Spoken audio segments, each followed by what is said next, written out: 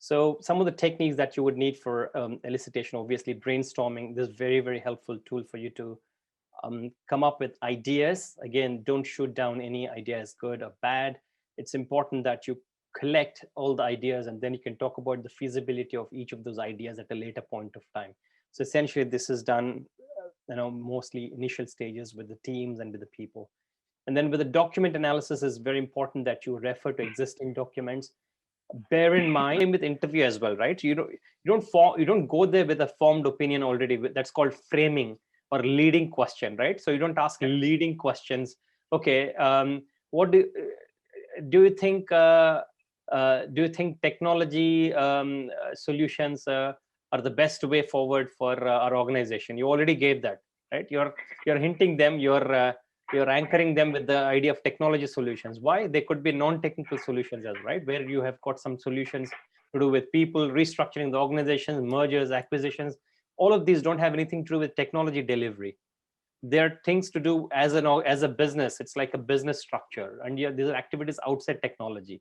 But when you're trying to ask questions which are loaded or which are leading, that means you're trying to frame them into giving you an answer, which is not a good interview in the first place, because the very purpose of having an interview is lost there. So other techniques, we'll use estimation. I think you were part of the session where we talked about different estimations, starting with sizing, then then from the sizing we apply productivity, then effort, from the effort and the resources we come with a schedule, from the schedule and the resources again would give you the cost. So again, very important, because again, the estimation here is all about time, and then what could be the cost involved and things like that for carrying out these activities, elicitation activities, interviews, workshops.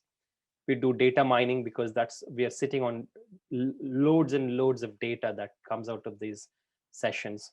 Trust me, I told you about the incidents where when we were doing this interviews with one-on-one interviews with people, this guy from the client organization, he was so methodical that he used to take all the points, and each interview used to have like no less than about 20-25 pages on average.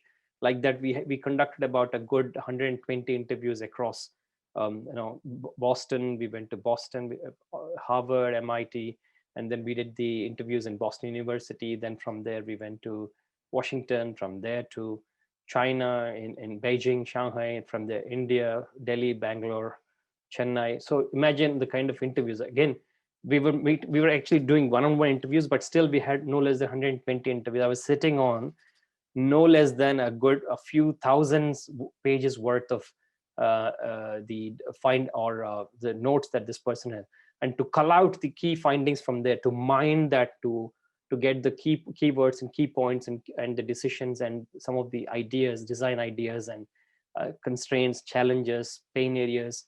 It takes so much of effort, and I had to spend a good few weeks to just go through those notes, and he used to send me the scanned copies of those notes that he used to write on, and then I just used to send these scanned notes again, wade through those things and then identify again, print it out, underline those keywords, then again type it down into a mind map. I used a mind map called Free Mind, just so that I can just dump all of these ideas and design stuff into it. So it started slowly forming a good shape, and then finally I could use it to create the presentation. So very, very important. Again, I was just saying this mind mapping, very, very useful tool for us, because it's not structured, and sometimes it could be unstructured insights. So just mind map is a bit more flexible on that front. You can just put your ideas. I used to have like design ideas, constraints, pain areas, challenges, opportunities, needs, something like that. And then some others I used to have a different way. So it actually is a good way to kind of. What is the tool you use for mind mapping?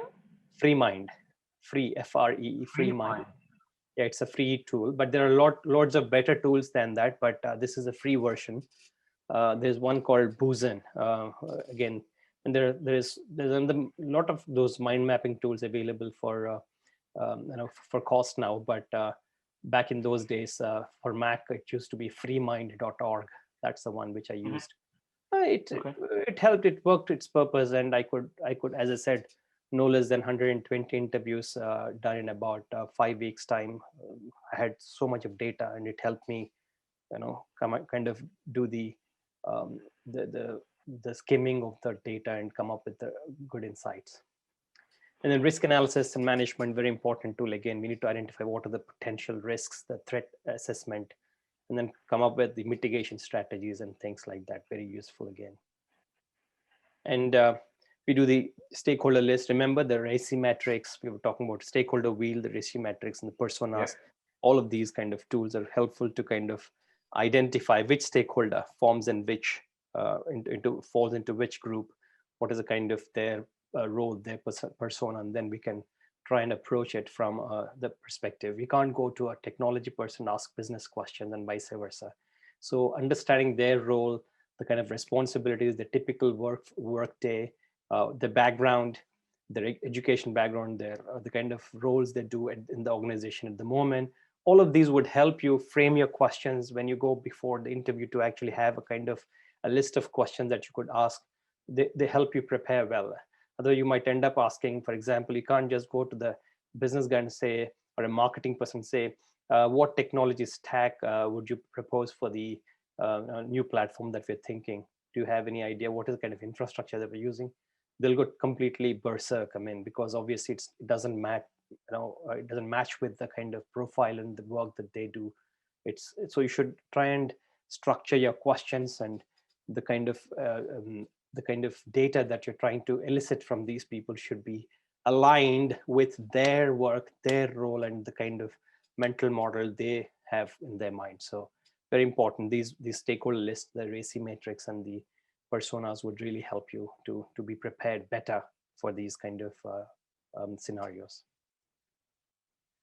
And so what are the different stakeholders that you would involve in this elicitation? Obviously, you would try and have the domain SME, for example. So they're the best people to go to. They're the go-to people if you want to ask any questions about healthcare, about banking, about those specific industries and verticals. These are the people who've got deep knowledge into those and deeper experience. From their experience, they can give rich insights, which you would not get even after you go through like 10 years and 15 years of studies and things like that. So these are the people, these are the go-to people who can give you rich insights just in a few interactions and few sessions. So, or even just having chat with them for 15 minutes would open up your mind to see what are the opportunities, how you can look at that, right? So it's important you consult and get the insights from the domain SMEs and the industry experts. End users, obviously, very, very important. The end users are the people who are going to use your product, who are using already, or they might be using some of your products already or similar products like that. So they are rich sources of information for you to understand what went right, what went wrong, what are their problems, what are their pain areas, right? So it's important you consult these. And implementation subject matter expert are the people who are the architects, the people who've got a lot of experience and expertise into developing, deploying technologies, using stuff, infrastructure, DevOps kind of things. So again, they are the domain SMEs end users give you the perspective about the as is situation, the problems space and the problem statement and the problem domain. Whereas the implementation subject matter expert, once you have formulated the problem definition, and then you have a rough idea in terms of where you're going, the to-be situation, the to-be solution, the proposed solution, then the implementation subject matter experts could be very helpful in structuring your solution recommendations, and perhaps they'll give you some pointers as to what are the options that you have that you can try and look at the solution. So that is a to-be. So these are the to-be solution experts, whereas the as-is, the domain SMEs and the end users could give you the insights into the as-is. And the sponsors, obviously, you need to understand what their objectives are, their expectations, because that's very important, because they're the key drivers for the whole program and initiative.